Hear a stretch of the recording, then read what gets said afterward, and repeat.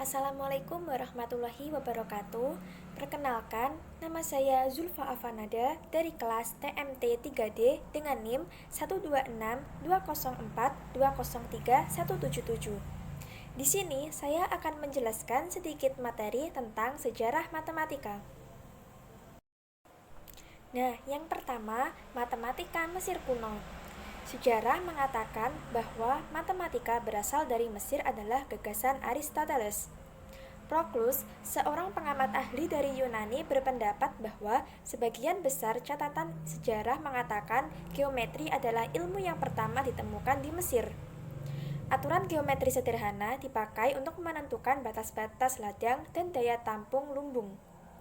Selain itu, peradaban Mesir juga membutuhkan aritmatika sederhana untuk melakukan transaksi perdagangan, pemungutan pajak, menghitung bunga pinjaman, gaji, serta penyusunan kalender kerja, dan lain sebagainya. Matematika Mesir sebagian besar kita peroleh dari dua papirus yang berukuran cukup besar. Papirus adalah alat tulis sederhana yang berasal dari kulit batang pohon yang dikeringkan dan dianyam sehingga dapat digunakan untuk menulis. Dua papirus tersebut adalah Papirus Rhin dan Papirus Golenishev atau yang lebih dikenal dengan Papirus Moskow. Papirus Rhin adalah manual instruksi bagi pelajar aritmatika dan geometri.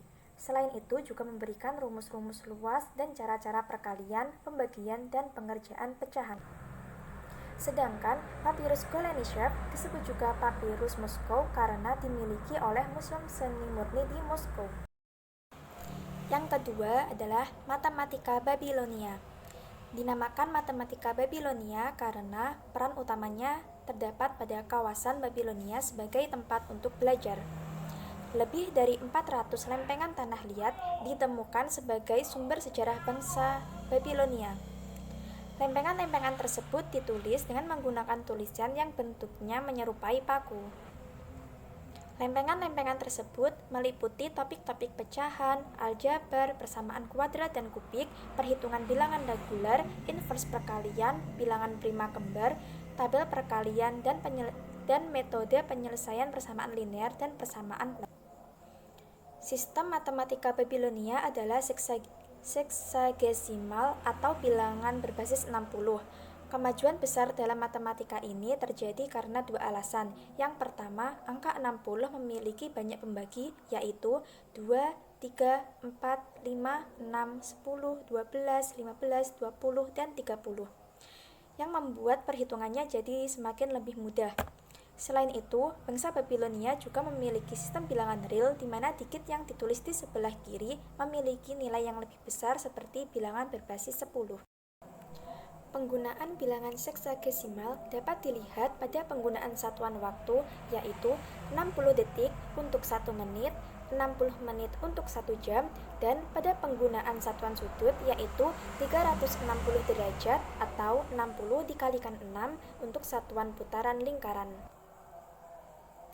Sistem posisional seksagesimal Babilonia yaitu bahwa posisi yang paling kanan adalah untuk unit sampai 59 dan satu sisi di sebelah kirinya adalah untuk 60 dikalikan n, di mana n lebih besar sama dengan 1 dan n lebih kecil sama dengan 59 dan seterusnya.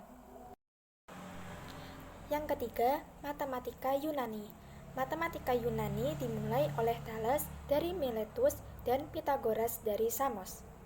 Menurut legenda, Pythagoras bersafari ke Mesir untuk mempelajari matematika, geometri, dan astronomi dari pendeta Mesir. Sedangkan Thales menggunakan geometri untuk menyelesaikan soal-soal perhitungan ketinggian piramida dan jarak perahu dari garis pantai. Pythagoras mendirikan mazhab Pythagoras yang mendakwakan bahwa matematikalah yang menguasai semesta. Mazhab Pythagoras dihargai sebagai penemu bukti pertama teorema Pythagoras dan penemu bilangan irasional.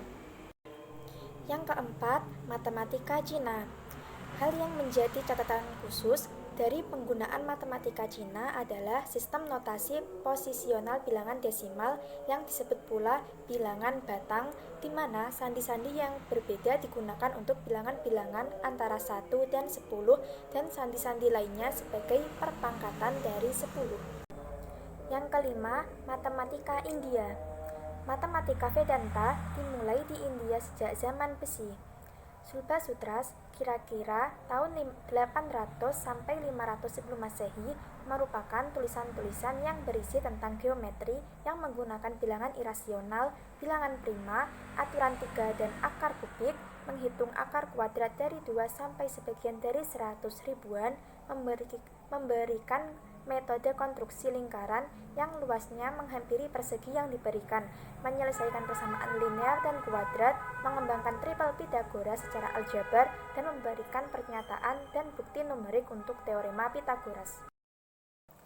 Sekian penjelasan materi dari saya. Apabila ada kurang lebihnya, saya mohon maaf yang sebesar-besarnya.